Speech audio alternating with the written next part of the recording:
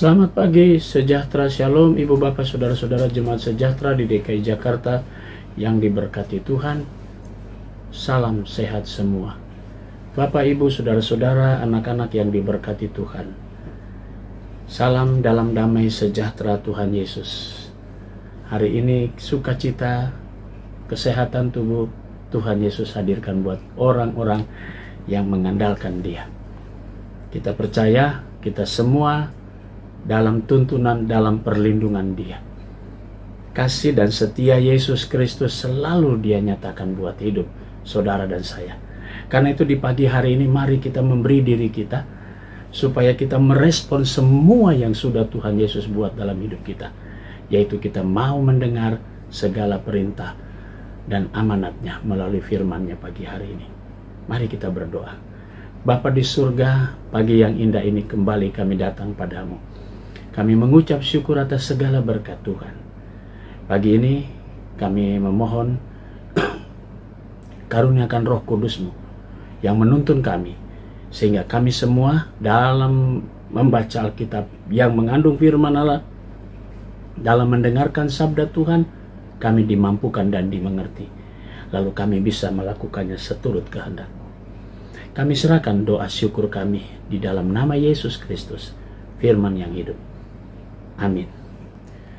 Bapak, ibu, saudara-saudara, anak-anak yang diberkati Tuhan, bacaan kita pagi hari ini terambil dalam Injil Kisah Para Rasul, pasalnya yang ke-8, ayatnya yang ke-25, yang menyatakan, setelah keduanya bersaksi dan memberitakan firman Tuhan, mereka kembali ke Yerusalem dan dalam perjalanannya itu mereka memberitakan Injil di banyak kampung orang Samaria.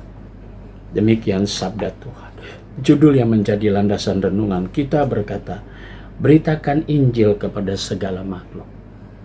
Saudara-saudara yang Tuhan Yesus kasihi, Roh Kudus bukan saja sekedar memampukan para murid bekerja atau melayani atau bersaksi, tapi Roh Kudus juga memberikan mereka semangat dan kemampuan untuk terus bersaksi.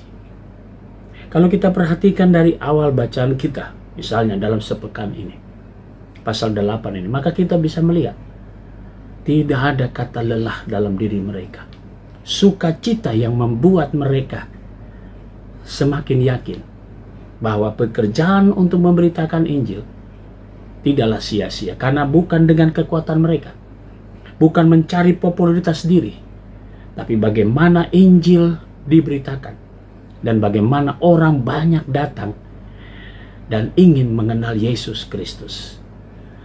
Maka perjalanan para murid dari satu tempat, bahkan dikatakan dalam perjalanan mereka pulang ke Yerusalem pun, mereka masih bersaksi di kampung-kampung orang Samaria. Bukankah hal itu menggambarkan bagaimana Roh Kudus bukan saja memampukan mereka berbicara tentang Injil Yesus Kristus, tetapi mereka diberikan kekuatan. Mereka diberikan sukacita untuk memberitakan Injil Tuhan. Saudara-saudara yang Tuhan Yesus kasihi, mari kita bisa melihat satu perubahan atau pembaharuan dalam diri para murid.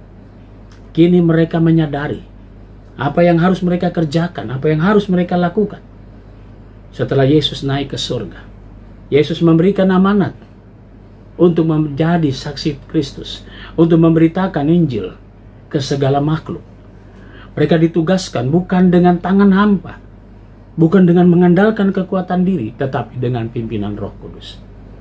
Maka roh yang dihadirkan dalam diri para murid, itulah yang membuat mereka menjadi orang-orang yang diberkati Tuhan, yang memberitakan Injil, yang menurut kesaksian Lukas dalam tulisannya yang kedua ini, dia mengatakan begitu gencarnya, begitu semangatnya para murid mengabarkan berita tentang Injil Yesus Kristus. Bagaimana dengan kondisi kita sekarang ini? Bapak, ibu, saudara-saudara, di zaman yang serba modern dan serba segala sesuatu dipermudah, beda dengan zaman para rasul. Bukan berarti kemudian kita berleha-leha, bukan kemudian kita mengandalkan segala sesuatu yang sifatnya instan. Tapi mari kita dengan kekuatan Roh Kudus, bahwa Roh Kudus juga bekerja bagi setiap orang yang mau terus berkarya melayani dan juga memberitakan Injil. Segala bentuk modernisasi, segala bentuk dengan sistem atau dengan era digitalisasi, kita bisa menggunakan semua itu untuk menjadi pemberita atau mengabarkan Injil Kristus. Mari saudaraku, bahwa Injil Yesus Kristus adalah tugas dan tanggung jawab kita, adalah amanat agung yang diperintahkan buat saudara dan saya untuk memberitakan Injil Tuhan ke segala makhluk sampai hari ini dan mungkin sampai selama-lamanya, sampai Kristus datang kembali. Mari kita jalani tugas kita sebagai duta-duta Kristus, pekabar-pekabar Injil dimanapun saudara berada. Tuhan Yesus pasti memberkati. Amin. Saudara-saudara, mari kita satu dalam doa. Bapa di surga, kami kembali datang kepadamu mengucap syukur atas semua berkat firman-Mu. Pagi ini kami mau berdoa untuk jemaat sejahtera di DKI Jakarta. Kami mau berdoa untuk keluarga Bapak Elsama Lewerisa dan keluarga Saudara Herman Tofeto. Tuhan berkati keluarga-keluarga ini yang ada di sektor pelayanan 5 jemaat sejahtera.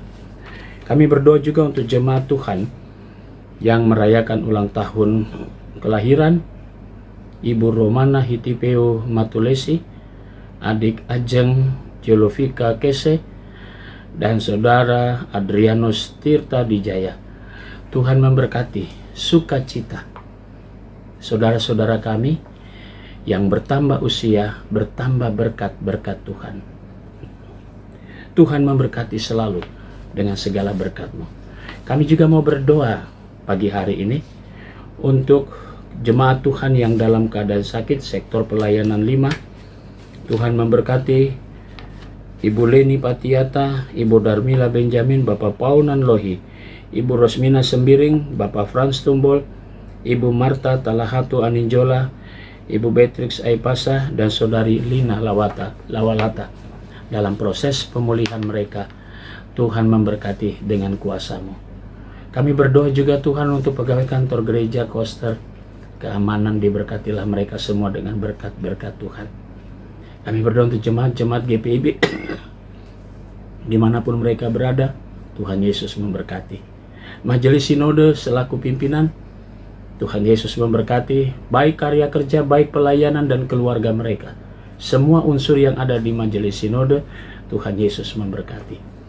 Inilah doa kami dan ucapan syukur kami yang kami naikkan di dalam nama Tuhan Yesus, Juru Selamat kami yang hidup. Amin. Selamat pagi, selamat berkarya. Tuhan memberkati saudara.